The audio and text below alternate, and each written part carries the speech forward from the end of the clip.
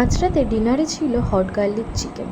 তো চলো বানানো যাক। প্রথমে চিকেনগুলো নিয়ে ভালো করে ধুয়ে নুন, গোলমরিচ, শুকনো লঙ্কার গুঁড়ো, চিলি ফ্লেক্স, অরিগ্যানো, স্বাদ মতো চিনি দিয়ে ম্যারিনেট করে রেখে দেবো প্রায় 10 মিনিটের মতন। ওর মধ্যে দুখানা ডিম ফাটিয়ে দিয়ে দেবো। তারপর আবার ম্যারিনেট করে রেখে দেবো 20 মিনিটের মতো। প্রায় 30 মিনিট পরে ঢাকনা খুলে তার মধ্যে 2 চামচ কর্নফ্লাওয়ার, 2 চামচ ময়দা মিক্সড করে আবার ম্যারিনেট করে নেব। ম্যারিনেট করে নেওয়ার পর ডুবো তেলে ভেজে নেব।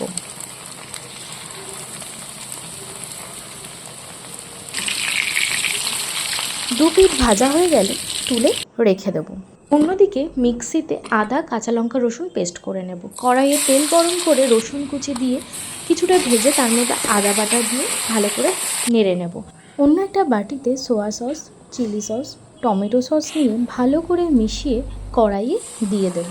তারপর কিছুক্ষণ নেড়ে চেড়ে তার মধ্যে গোলমরিচ গুঁড়ো, নুন, চিলি ফ্লেক্স, অরিগ্যানো ও কিছু সামান্য মধু দেব। মধুর পরিবর্তে চিনিও ব্যবহার করা যেতে পারে। দিয়ে ভালো করে মিশিয়ে নেব। অন্যদিকে একটা বাটিতে 2 চামচ কর্নফ্লাওয়ার গুঁড়ো জলে ভালো করে মিশিয়ে কড়াইয়ে দিয়ে দেব। কর্নফ্লাওয়ার গোলা জল দেওয়ার পরে তার মধ্যে হালকা জল মেশাবো যাতে কর্নফ্লাওয়ারটা জমাট বেঁধে না যায়। তারপর কিছুক্ষণ ফুটিয়ে নিয়ে আগে থেকে ভেজে রাখা চিকেনগুলো দিয়ে ভালো করে মিশিয়ে কিছুক্ষণ রাখবো।